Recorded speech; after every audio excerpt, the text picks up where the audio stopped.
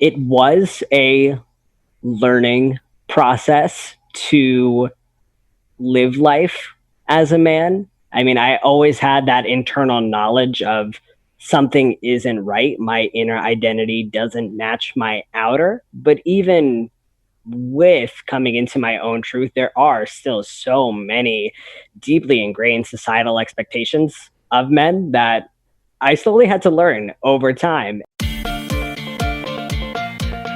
Does talking about your money make you cringe? Are you tired of fighting about finances? Do you want to stop sabotaging your financial happiness? Then you are in the right place.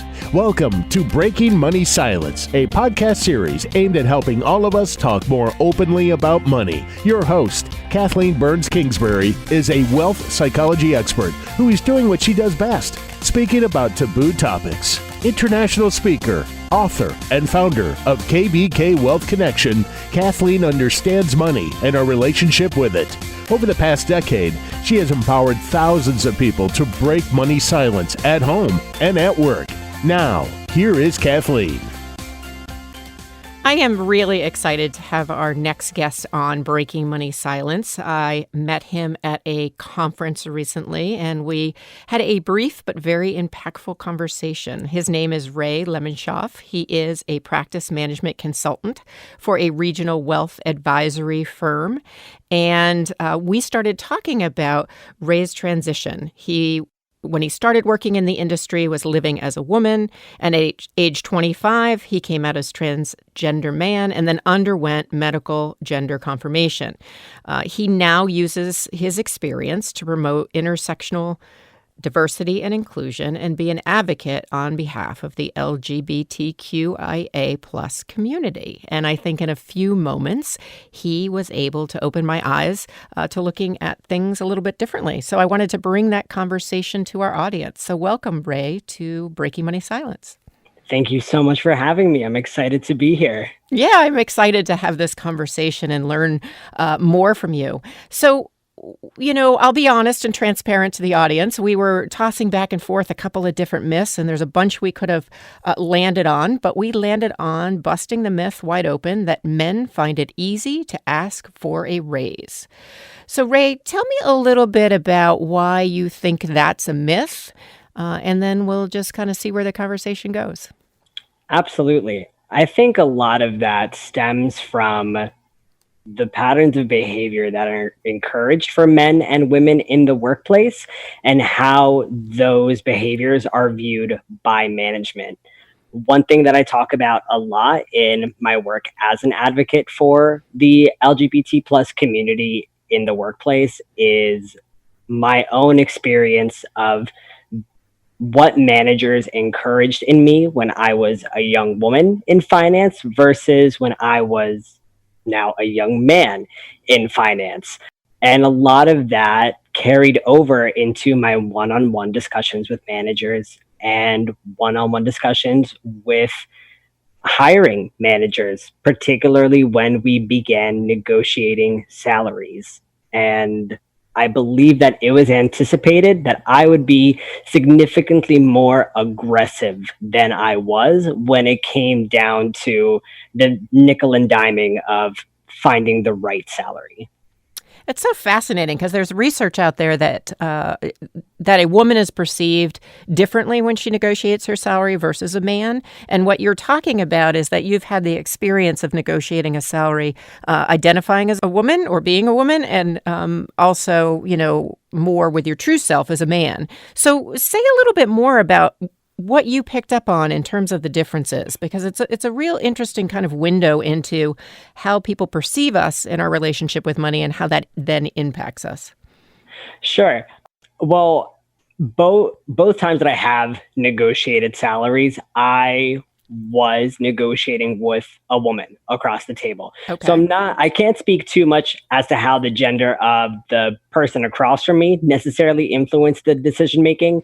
But when I was first entering the industry as a young woman, implicitly, I was made to feel as if the offer on the table was one that I should be grateful for, and that even the slightest movement away from that was seen as, larger benefactor acting benevolently towards me.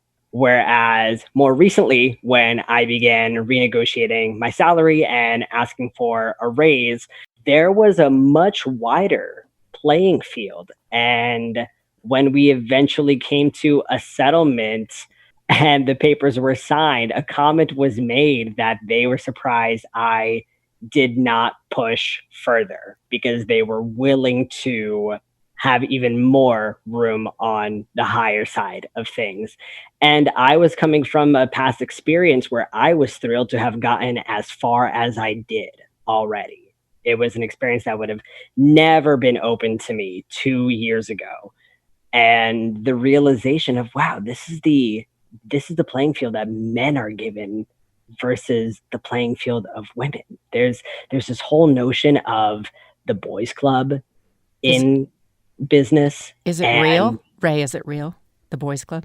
it is Oh, 100%. okay. That's a discussion for Another another day. time. Yeah, and that's definitely a discussion that I have more about workplace environments and behaviors and opening up diversity and inclusion. But what's been most shocking to me in my own experience of transitioning in the workplace and entering the boys club is that women themselves take part in holding up the old structures of the boys club, and when they are given a window into it, are glad for the opportunity, right? When it's just one individual. So the fact that a woman was sitting across the table from me saying, oh, well, as a man, I expected you to push harder. We were willing to go higher. It was just so surreal to me.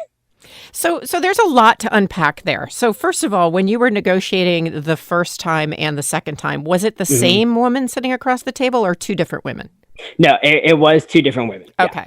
And the other thing is when you say that when you were negotiating as a woman, there was kind of this implication that you should be Hmm. grateful and that for what was being offered.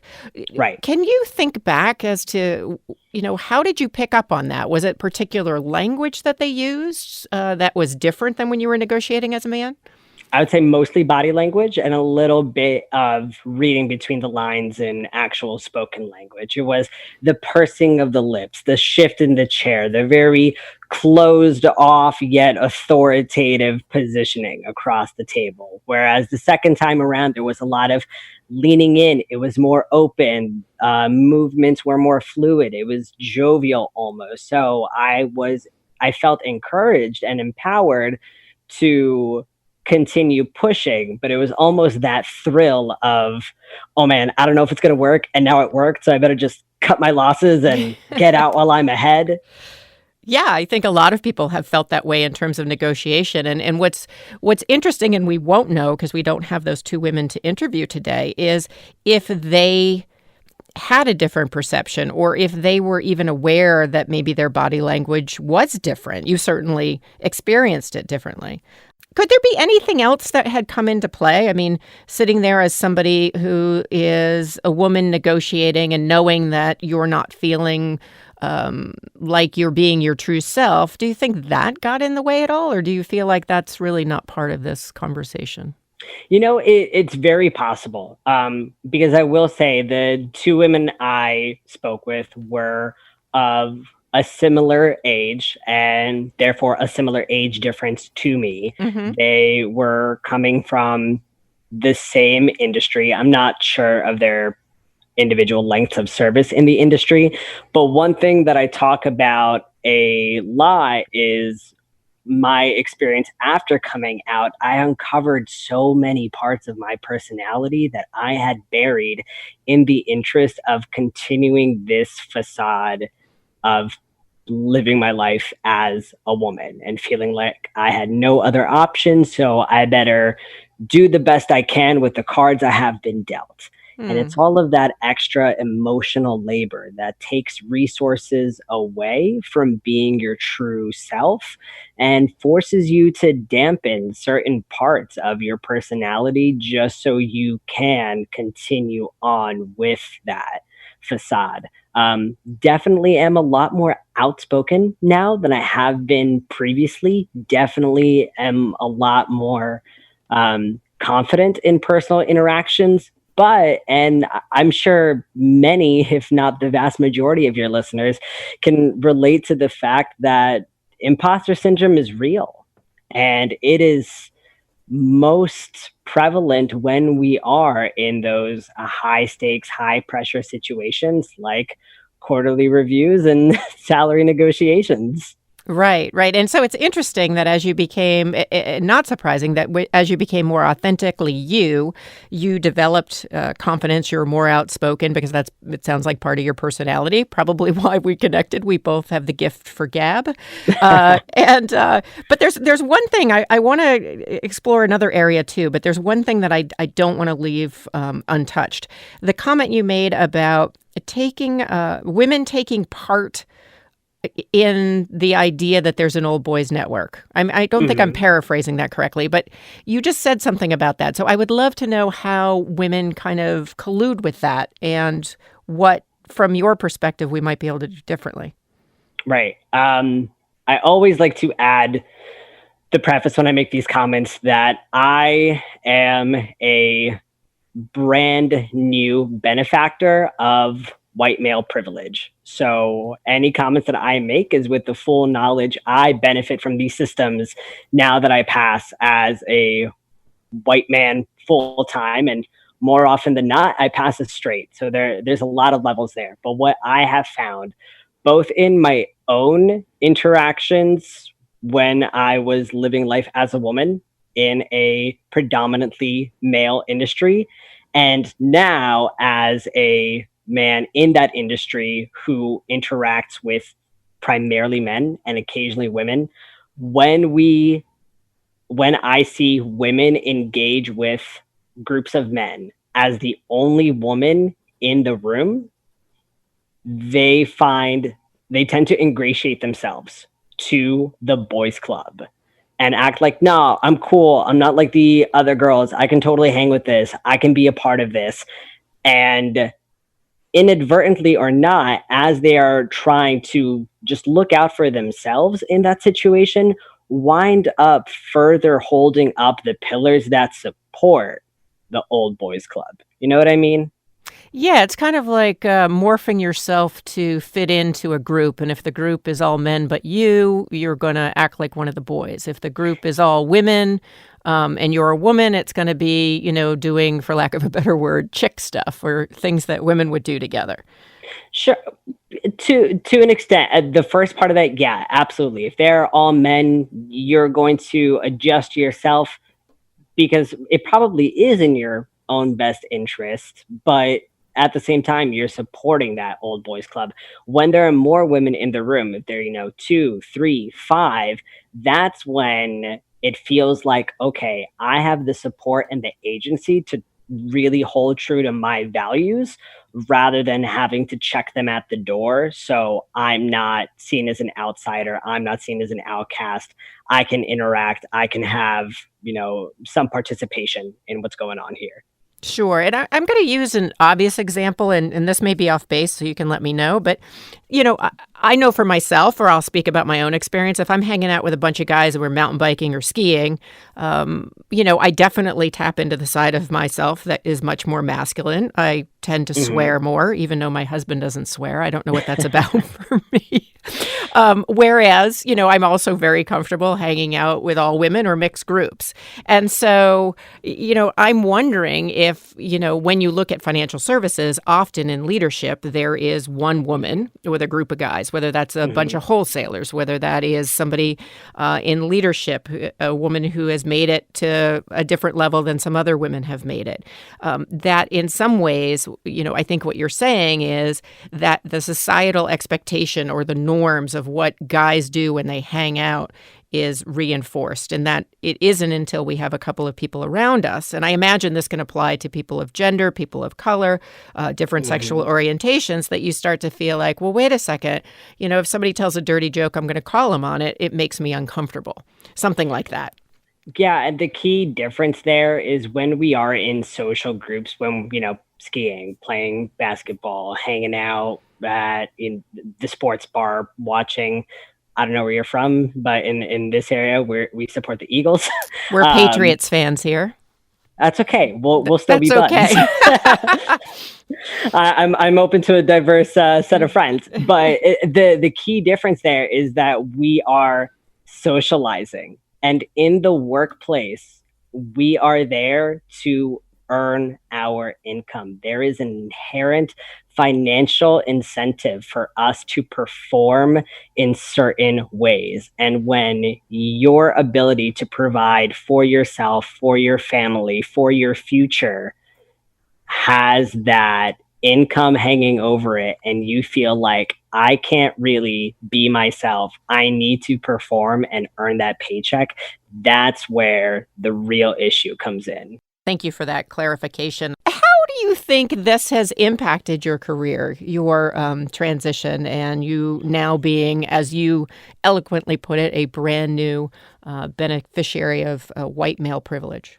I actually feel really lucky to be in the position that I'm at, not just because I benefit from these old systems, which, fortunately or unfortunately, the reality is now I do when I walk into a room and no one knows me.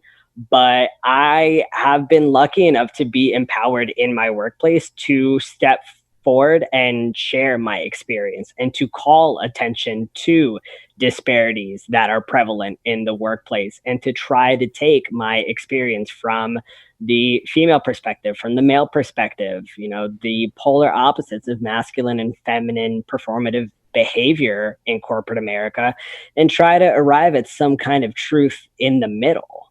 I have been given a platform as an employee resource group leader in my firm, and we work on education and advocacy across the gender and sexual orientation spectrum to try to change how we view diversity and inclusion in the workplace and how D&I impacts workplace behaviors.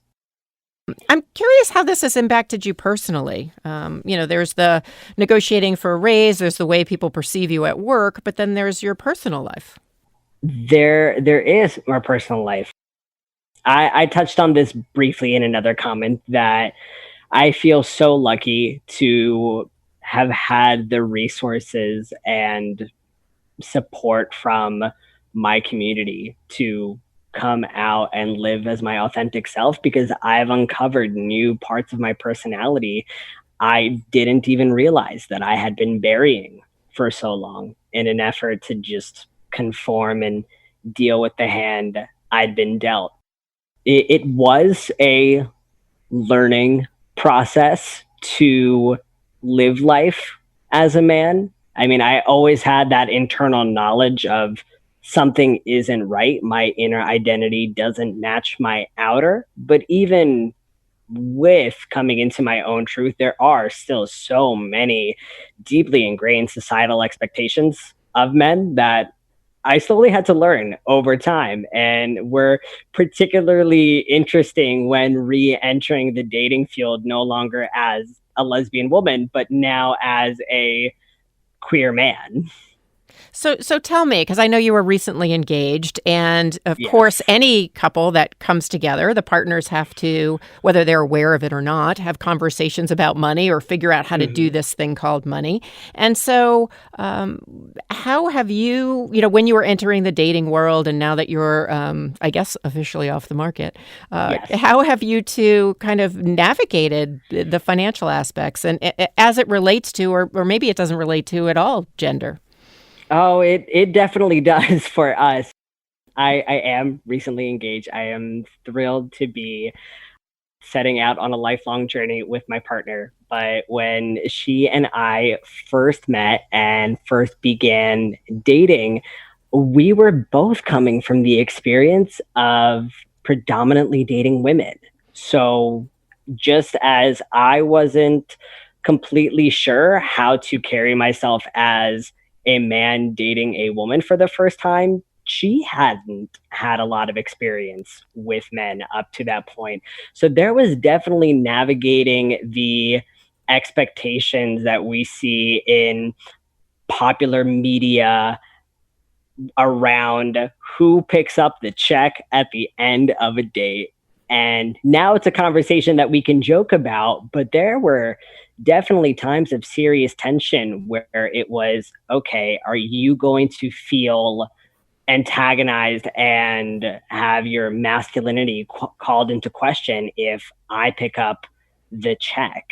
Is that going to be uncomfortable for you?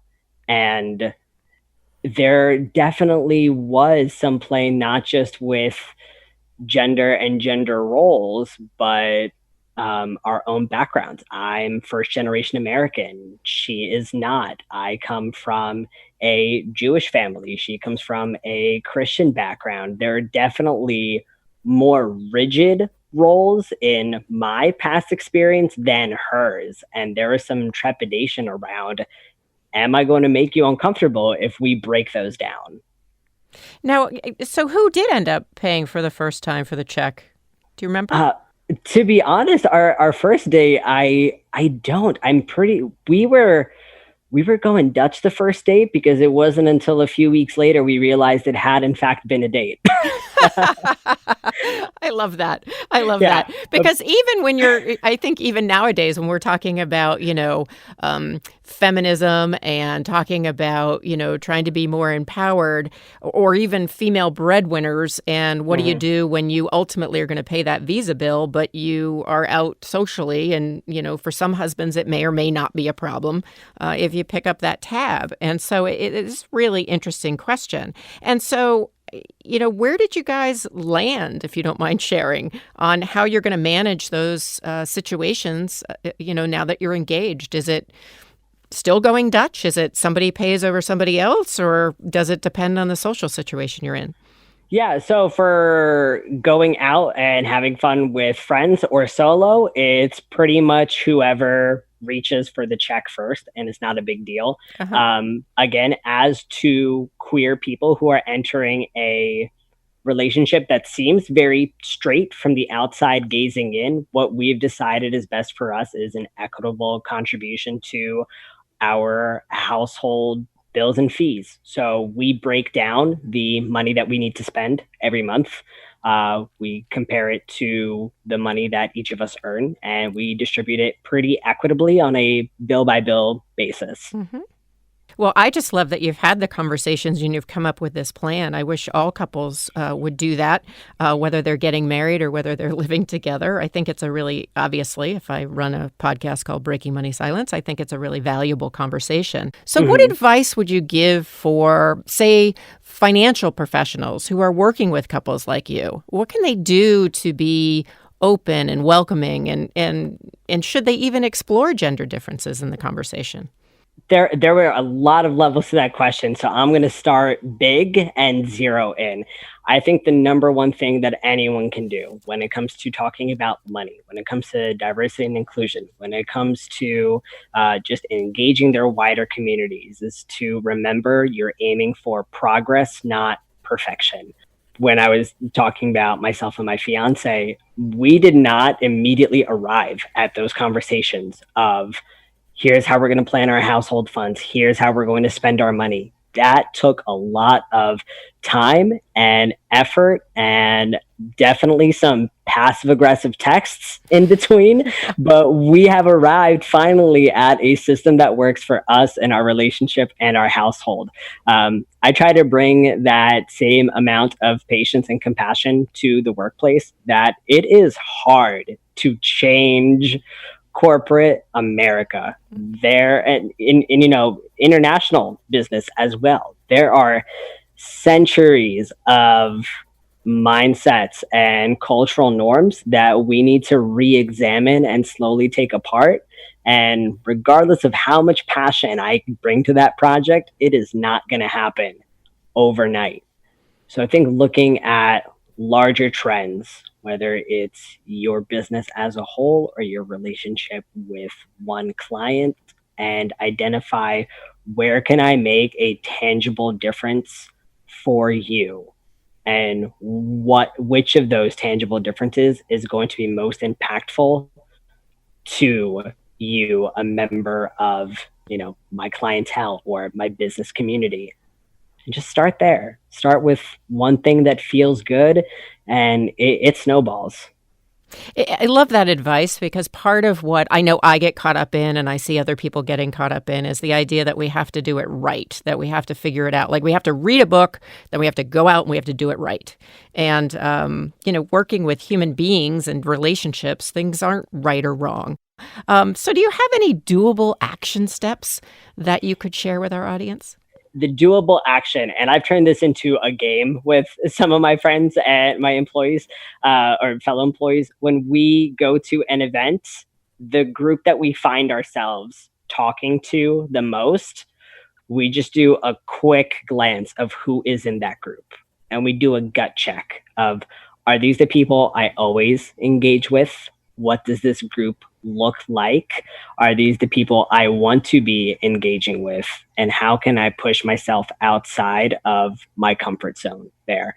So if I walk into a room and I'm doing a quick assessment and, oh man, I find that at networking hour, I'm talking to a group of 6 people and 4 of them are white women. I'm like, wow, this is my comfort zone. I still gravitate towards women a lot. I should probably be out there talking to more persons of color. I should be talking to more men. I should be talking to younger individuals, older individuals. Any quick gut check I can do of, am I doing myself justice here? Am I really trying to make a larger impact? It's a weird habit to get into at first, but I promise it becomes fun. It becomes a really interesting game to play. And I like framing it as a game because it also gets back to the progress, not perfection. And that's a tool that I'm going to take with me. I really love that, Ray, what you're saying there, because even in my head, I can think about the last event I went to and who I hung out with. And I really didn't push myself too much. And so I really like that idea of being curious and about yourself and your own behaviors and then taking it from there. So before we end, because, time goes so fast on this podcast, I want to just get back to our original myth of men find it easy to ask for a raise. Now, granted, we have talked about a lot of different things, which is great. Mm-hmm. We've opened up the dialogue. But if we had to reframe that myth into something that's more factual, what would it be? I think that the statement of fact is men and women are both just as nervous as each other when it comes to negotiating salaries, but typically men are willing to take a bigger risk. Men are, in society, larger risk takers. And so it may seem when they take the risk and go for the larger number that they are better at negotiating their salaries and wind up, getting the result they want more frequently. So I don't think it comes down to a matter of skill so much as it comes down to an appetite for risk. An appetite for risk. And so in my work, helping women negotiate for better salaries and breaking money silence around negotiation, it sounds like really focusing in on that risk element and also looking at what are the things that allow you to take a risk, to feel comfortable enough taking a risk. And it sounds like, I don't know if you agree. You can let me know if you do or you don't. But it feels to me like gender's part of it, but it's so much more complicated than that when it comes to any type of money behavior. That gender is one lens, but it's not the end-all, be-all lens. And how we're perceived may be differently, but what we do with that is really maybe at the core of what's important.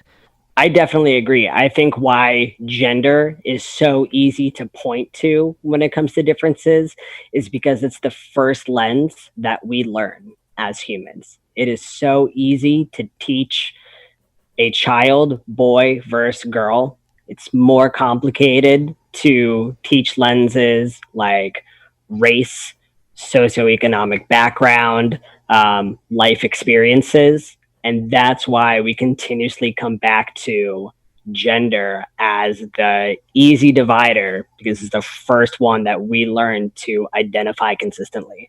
Wow, Ray, I'm going to leave it at that because I think you said it so beautifully. And I really am so happy. I feel like things happen for a reason, that we bumped into each other because literally it was 5 minutes. And I said, I really want to continue this conversation with Ray and hear his thoughts. So I hope we can keep the conversation going. I know our listeners have benefited. And thank you so much for breaking money silence with me today. Thank you so much for giving me this opportunity. It's been a pleasure. Thank you for listening to Breaking Money Silence, hosted by Kathleen Burns Kingsbury, a wealth psychology expert, author, and founder of KBK Wealth Connection. If you like what you heard today, be sure to subscribe on iTunes or your favorite podcast app and leave a review. Also, share this episode with your friends and family. It is a great way to get the conversation started. For more money talk tips and information, or to hire Kathleen to speak at your next event, go to www.breakingmoneysilence.com.